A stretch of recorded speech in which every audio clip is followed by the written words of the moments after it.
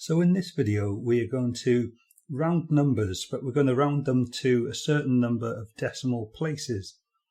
When we do that, we reduce the amount of decimal places to make the number easier to say or to write down. It gives us an approximate answer, which is the same with all rounding. You always lose a little bit of accuracy, but that's not always as important. The important things to remember when we're rounding to decimal places is that all decimal places are to the right of the decimal point, so they are after it. And the whole number part, known as the integer part, can also change. So as we round, say, the hundredths or the tenths, which is the decimal part of the number, this can have a knock-on effect on the whole part of the number as well, the whole number part. So let's look at an example. Example 1, we've got the number 6.94567, and we're going to round it to one decimal place. We're going to round it to 2 decimal places and then round it to 3 decimal places. So of course, like we said earlier, the decimal places are the numbers after the decimal point. So let's just jump straight in. This is the first decimal place. It has a 9s in that column.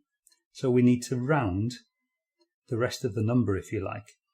So if we're rounding to one decimal place, as we did earlier when we were rounding other numbers, we look at the number in the column to the right. So we're looking at the 4. So when you round to one decimal place, you can underline that first decimal place if you like, but we're looking at the next number and we're comparing it to 5. If it's less than 5, it rounds down. If it's 5 or more, it rounds up. And in this first case, this is a 4, so it rounds down. So the answer to one decimal place is going to be 6.9. So the 4, 5, 6 and 7 have disappeared. So 6.9 is kind of an approximation of the first number. So we've rounded it to one decimal place. Now we're going to round it to 2 decimal places. So we're looking at the first 2 numbers after the decimal point. So as ever, we compare the next number, the number after that. So we're comparing this number, and this is a 5, and 5 rounds up. So when this 5 rounds up, it's going to cause the next number on the left to round up. So the answer to this, 6.94567 to 2 decimal places, is 6.95. So the answer has 2 decimal places here, and it's gone to 0.95 instead of 0.94 because the number after the 4 was 5 or above. We're going to round 6.94567 to 3 decimal places. So we've got 3 decimal places there. We look at the next number and we ask ourselves, is it 5 or more? And yeah, it is. So it's going to round the number upwards. So the answer is going to be 6.946. So we've got 3 decimal places in our answer. So it's as simple as that, really. Let's do some more examples. So in example 2, so we've got 101.95 rounding to 1 decimal place, or 1 dp. So there's the first decimal place number. So we look at the next number and see whether it needs to round up or down. But because it's 5, it rounds up. But when this 5 does round up, it makes the 9 round up as well, and then that makes the units round up. So the answer to this is going to be 102. And as you notice, there's not any decimal point in the answer. So there's not always a decimal part of the number in the answer. So very quickly, again, it said round 101.95 to 1 decimal place. So the first decimal place was a 9. We look at the number to the right of that and we see whether we round up or down. If it was 4, it would have rounded down to 101.9. But because this is a 5, it makes everything round up, so the answer is 102. So some more examples then. We've got 37.9417, round it to 2 decimal places. So there's our 2 decimal numbers. We look at the next one, and because it's less than 5, the number rounds down. So the answer is going to be 37.94. For question B, we've got 370.040739, and it's asking us to round it to 4 decimal places. Well, there's the first 4 decimal place numbers, so we look at the next one, and this is less than 5, so it rounds down, so the answer is going to be 370.0407. So we've got 4 decimal places in our answer here. If the 3 had been a 5, it would have rounded to 370.0408. But because this is less than 5, it rounds down.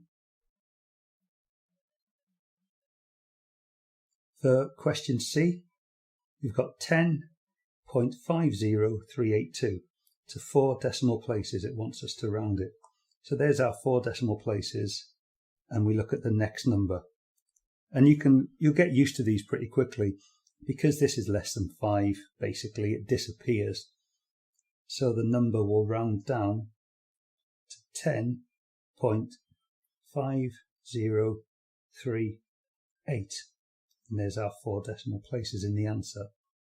If this 2 had been a 5 or a 6 or a 7 or an 8 or a 9, the answer would have been 10.5039. But because this is less than 5, it rounds down. In question D, 1032.623 to 2 decimal places. So we look at the first 2 decimal places, and then we use the third number to compare. And this 3 is obviously less than 5, so the answer will be 1032.62. If the 3 had been 5 or more, the answer would be 1032.63. And then question E, we've got 0.0898242 to 5 decimal places.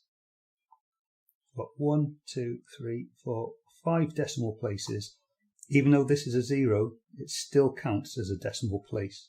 So we've got 1, 2, 3, 4, 5 of them. So we look at the next number, and that's a 4. So it rounds down. So the answer is 0.08982. If this had been a 5, the answer would be 0.08983. But this 4 caused it all to round down. And there's our 1, 2, 3, 4, 5 decimal places. So that's how you round. Pretty similar to normal rounding, but when it asks you to round to 2 decimal places, I would underline the first 2 decimal places, then you compare the next number with 5. If it's 5 or more, round up. If it's 4 or less, round down. So hopefully that was helpful to you, and good luck with your questions. In this section, we're going to round to significant figures, and people find this tricky sometimes, although it isn't really when you know how to do them. It's the same with anything. Easy when you know how, and I'll show you how. So the important thing with rounding to significant figures is that significant figures they're leading. So we look at them from the left. Leading means from the left when we're talking about numbers. Trailing would be anything afterwards on the right. And significant figures, they're not 0. So they're any other number. That's why they have significance, because they're not nothing. They're not 0, so they have some significance. We also have to round as we work along with these questions. it'll make a lot more sense when we do some examples. So example 1, we have 325.95, and we're going to round it to one significant figure, then 2, then 3, then 4 significant figures. And the tip I would give is to find the first significant digit. So remember, we look from the left for numbers that are not 0. This is the first significant digit of this number, 325.95. 3 is the first number that we have from the left that isn't 0. And we're going to round it to one significant figure. So what we do, as ever, look to the next number and say, is it 5 or more? If it's 5 or more, it rounds up. If it's 4 or less, it rounds down. But because this is a 2 and it's not 5 or more, what happens is when we round the whole number as it is to one significant figure, all that's left is 300. So the answer to this is 300. And you might think, well, how come? But we're only looking at one significant figure in our answer. So really what we're saying is none of the other numbers have any significance to us. It would have changed, for instance, if over on the side here, if I do 350.95, if we were rounding this to one significant figure, it would be different, because there's our first significant digit, and then we would look at the one to the right of that. Now 5 rounds up, so 350.95 to one significant figure is actually 400. So hopefully you can understand the difference, but it does take a little bit of practice. So the next one we'll do is 325.95 to 2 significant figures. So there's our first 2 significant digits because they're from the left and neither of them are 0, so we can use them. So we're rounding this number 325.95 to 2 significant figures. As we always do, look at the next number. And this is a 5. So the 5 rounds upwards and causes this 2 to become a 3. So the answer to this is 330. So there's our 2 significant figures. And the other one is 0. But we still have to have the 0 there. Otherwise, the answer would look like 33. And then the third part, 325.95 to 3 significant figures. So there's the first 3 digits from the left that are not zeros, and we're going to round it. So look at the next number, that's a 9. So it rounds up. So the answer is going to be 326. And then last but not least, 325.95 to 4 significant figures. So these are the first 4 digits from the left, which are non-zero. So we look at the next number. Remember, there's a decimal point there. We look at the next number, and that's a 5. So that's going to cause our number to round up. Our answer is 326. But then you may say, well, you asked for 4 significant figures, and there's only 3 in the answer. So technically, there would be a 4th number. However, there's no real point in putting this extra number there because it's a 0. So sometimes when you round to 3 or 4 significant figures, say, you may get the same answer. Let's do some more examples on rounding the number to a certain amount of significant figures. So the first one, example A, 0.6885 to 1 significant figure. Well, the 0 is not significant, because as we look from the left, it's a 0, so it has no significance. So we need to start with the next number that isn't 0 from the left. As usual, we look at the next number then, and we compare it with 5.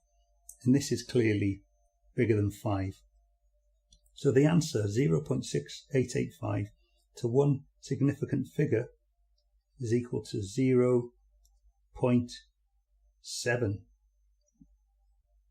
The reason being that the 8 makes it round up, the 6 goes up to a 7. But then we don't put any zeros on the end because it asks for one significant figure. So you don't put a 0 on the end. Next we have 0.70868 to three significant figures. So we look from the left and then we look at the next one to round. And because this is a 6, it's going to round up. So the answer is 0.709. Example C, there's a lot of zeros here, but don't worry, as long as you remember where your decimal point is, it's fine. 0.0004567 to one significant figure. So from the left, we look for the first non-zero digit. And then we compare the next number. Is it 5 or more?